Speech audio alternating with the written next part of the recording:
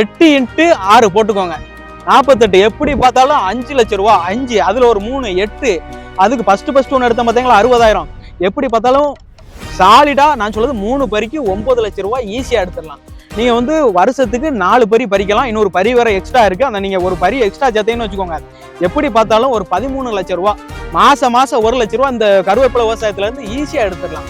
ஒரு ஏக்கருக்கு எத்தனை கண்ணு நடலாம், எத்தனை கண்ணு நட்டு எப்படி பலன் பெறலாம், அதுக்கு என்ன மருந்துகள் பயன்படுத்தலாம், எத்தனை லட்சங்கள் லாபம் எடுக்கலாம். முதல்ல சட்டி கலப்பை ஓட்டிட்டு அதுக்கப்புறம் ரொட்டவேட்டர்னு சொல்லுவாங்க பார்த்தீங்களா, 42 கலப்பை இருக்கும் பார்த்தீங்களா, அந்த 42 கலப்பை ரொட்டவேட்டரை வச்சு 2 முறை ரொட்டவேட்டரை வச்சு அடிக்கிறோம். அப்புறம் வந்து தரை வந்து சமமாயிருமா. அதுக்கப்புறம் சொட்டு நீர் பாசனம் தான் போடணும். ஏன்னா நீங்க தண்ணி பாய்ச்சலாம், ஏன்னா தண்ணி பாய்ச்சறது உங்களுக்கு ரொம்ப கடினமா இருக்கும். ஏதோ 100ல் ஒரு 10 பேர் 20 பேரை தான் சொல்லி கொடுக்குறாங்க. மீதி எல்லாம் பொறாம பிடிச்சவங்களா இருக்கிறாங்க. பொறாம பிடிச்சிக்கின்னு அடுத்தவங்களுக்கு சொல்லி கொடுக்காம நம்ம செடியை பார்த்து அவனுக்கு வந்துடும், அவன் வந்துருச்சுன்னா அவன் குடும்பத்தை ரன் பண்ணிடுவான், அவன் பணக்காரன் ஆயிடுவான்னு நினைச்சுக்கிட்டு அதையும் சொல்லி கொடுக்க மாட்டேங்கிறாங்க. அது மாதிரி படிச்ச இளைஞர்கள் வாரான்னு வச்சுக்கோங்களேன், இப்படி செடி வைக்கணும்பா, இப்படி வச்சேன்னா இப்படி வரும்பான்னு சொல்லி கொடுத்துட்டு லாஸ்ட் அது கருதாகுது பாத்தீங்களா. அந்த கருதாகும் போது அதை வந்து என்ன செய்வாங்க தெரியுமா, சொல்லி கொடுக்க மாட்டாங்க. போன் அடிச்சாலும் போன் எடுக்க மாட்டாங்க. ஒரு தூசியோ இல்லாட்ட ஏதோ ஒன்று அடைக்காம இருக்கிறதுக்கு அதுவே நம்மளுக்கு மானியத்துல கொடுக்குறாங்க. இப்ப 150 ரூபா விலைனா 150 ரூபா கொடுக்குறவன் தான் நல்லவன். 150 ரூபா மருந்தா 250 ரூபா கொடுக்குறவனை நீங்க என்ன சொல்லுவீங்க? அது என்ன உங்களுக்கு கஷ்டமா என்ன? தண்ணி வச்சுறது கஷ்டமா என்ன? உரம் போடுறது கஷ்டமா என்ன? நீங்க எதுவுமே அங்க போய் இப்போ சோளத்துல எல்லாம் இங்கெல்லாம் எடுத்துக்கிட்டேன்னு வச்சுக்கோங்களேன், வாய்க்கா பாசனம் தான் பாய்ச்ச முடியும். அதுதான் கஷ்டம். இப்ப மக்காச்சோளம் போடுறோம், வாய்க்கா பாசனம் பாய்ச்சணும் கஷ்டம், மழைக்கு வெயிட் பண்ணணும் கஷ்டம். சொட்டு நீர் தண்ணி கம்மி, இடம் கம்மி, செலவு கம்மி, எல்லாமே கம்மி. நீங்க உரம் போடணும்னா நீங்க இப்போ மக்காச்சோளம் மாதிரி வெளியில இருந்துகிட்டு செதறணும்னு அவசியம் கிடையாது. நீங்க ட்ரிப்பு மூலமே உரத்தை கொடுத்துடலாம், மருந்தை கொடுத்துடலாம், எல்லாமே கொடுத்துடலாம். அதை தெரிஞ்சுக்கோங்க. மக்காச்சோளத்துல எல்லாம் ஒவ்வொருத்தவங்க வந்து ஏமாத்திட்டு வித்துட்டு இருக்காங்கல்ல, அது வந்து இதுல பண்ண முடியாது. ஏன்னா இது 150 ரூபா 180 ரூபா, மிஞ்சி போனா 250 ரூபாய்க்கு நீங்க ஒரு ஏக்கருக்கு மருந்து வாங்கி அடிச்சு போடலாம். 2 அடி இருக்கணும். அப்படிங்க போது ஒரு ஏக்கருக்கு 8500 கன்று வருது. நீங்க எப்படி பார்த்தாலும் அந்த 8500 கன்று வச்சுட்டீங்க. ஃபர்ஸ்ட் இயற்கை உரம், அதாவது இயற்கை உரம் வந்து எப்படின்னு தெரியும், மாட்டுச்சாணம், ஆட்டுச்சாணம், மண்புழு உரத்தை கொடுக்குறீங்க. எல்லா விவசாயிகளுக்குமே மானியம் உண்டு. அதாவது அடங்கல், பத்திரம் அதெல்லாம் போய் பட்டா எல்லாத்தையும் போய் கொடுக்கும்போது உங்களுக்கு மானியம் கொடுக்குறாங்க. 70%ல இருந்து 100% நீங்க சொட்டு நீர் பாசனம் வந்து சொட்டு நீர் அந்த டீப்புகளோ அந்த பைப்புகளோ வருஷத்துக்கு 4 முறை கருவேப்பிலை வந்து நீங்க பறிச்சுக்கலாம்.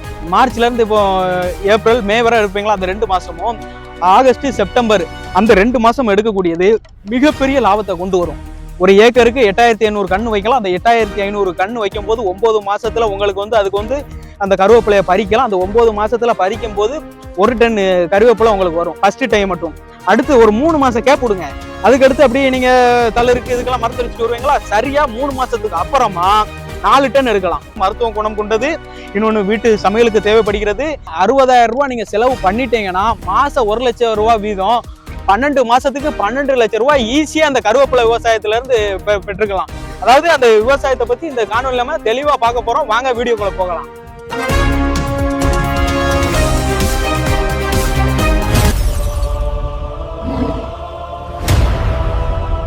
உறவுகளுக்கு வணக்கம். அதாவது சோளம் விவசாயம், மக்காச்சோளம் விவசாயம், கரும்பு விவசாயம், மல்லிகைப்பூ விவசாயம், பிச்சிப்பூ விவசாயம், அப்புறம் நெல் விவசாயம், வாழை விவசாயம், முருங்கைக்காய் விவசாயம் எல்லாத்தையும் விட்டுட்டு இப்போ எந்த எந்த இதுல வந்து விவசாயம் பண்ணலாம் அப்படிங்கறத வந்து இந்த காணொலியில வந்து நான் சொல்றேன் பாருங்க.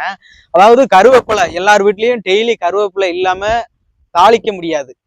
அந்த கருவேப்பிலை விவசாயம் எவ்வளவு, அதாவது குறைந்த முதலீட்டுல அதிக எப்படி மகசூல் பெறலாம், அதிக லாபத்தை எப்படி எடுக்கலாம். ஏன்னா கருவேப்பிலை அப்படிங்கிறது நீங்க அதிகமா எங்க போட்டிருக்காங்கன்னு வச்சுக்கோங்களேன், அந்த அவிநாசி, கோயம்புத்தூருக்கு அந்த அந்த சரௌண்டிங்ல தான் போட்டிருக்காங்க.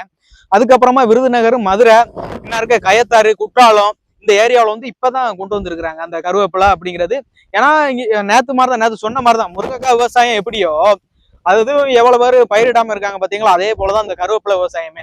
இந்த விவசாயத்தை பத்தி மக்களுக்கு ஒரு இது தெரியல. இந்த விவசாயம் பண்ணா லாபம் வருமா, லாபம் வராதா, எப்படி லாபம் எடுக்கிறது, நம்ம மண்ணுல வருமா, நம்ம மண்ணு கரிசல் மண்ணு செம்மண் இருக்கிறதுனால நம்ம மண்ணுல வருமா, அதெல்லாம் வந்து மக்களுக்கு வந்து யாருக்குமே அது தெரிய மாட்டேங்குது. இந்த காணொலியில நம்ம எப்படி பார்க்க போறோம் தெரியுமா, தெளிவா அதாவது ஒரு ஏக்கருக்கு எத்தனை கண்ணு நடலாம், எத்தனை கண்ணு நட்டு எப்படி பலன் பெறலாம், அதுக்கு என்ன மருந்துகள் பயன்படுத்தலாம், எத்தனை லட்சங்கள் லாபம் எடுக்கலாம். சும்மா 1 லட்சம் 2 லட்சம் லாபம் வராது மக்களே. 6 லட்சத்துல இருந்து 10 லட்சம் ரூபாய் ஒரு ஏக்கருக்கு ஒரு வருஷத்துக்கு மட்டும் லாபம் கிடைக்கும்.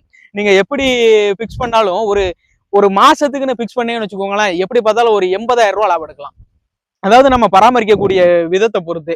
ஃபர்ஸ்ட் வந்து ஒரு நிலம் இருக்குன்னு வச்சுக்கோங்களேன். அந்த நிலத்தை வந்து எப்படி தயார் செய்யறோம்னா, சட்டி கலப்பை வந்து ஓட்டுறோம். ஃபர்ஸ்ட் முதல்ல சட்டி கலப்பை ஓட்டிட்டு அதுக்கப்புறம் ரொட்டவேட்டர்னு சொல்லுவாங்க பார்த்தீங்களா, 42 கலப்பை இருக்கும் பார்த்தீங்களா, அந்த 42 கலப்பை ரொட்டவேட்டரை வச்சு 2 முறை ரொட்டவேட்டரை வச்சு அடிக்கிறோம்.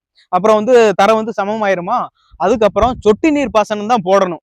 ஏன்னா நீங்க தண்ணி பாய்ச்சலாம், ஏன்னா தண்ணி பாய்ச்சறது உங்களுக்கு ரொம்ப கடினமா இருக்கும். ஏன்னா நீங்க போகணும், வாரத்துக்கு ஒரு நாள் தண்ணி பாய்ச்சணும், 10 நாளுக்கு ஒரு தண்ணி பாய்ச்சணும்.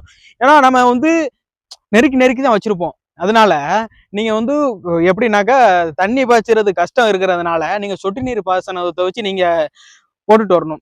சொட்டு நீர் பாசனம் போடுதேன்னு வச்சுக்கோங்களேன். அதுக்கப்புறம் இந்த கண்ணு எங்க இருந்து வாங்கலாம் அப்படின்னு நீங்க கேட்பீங்க தானே.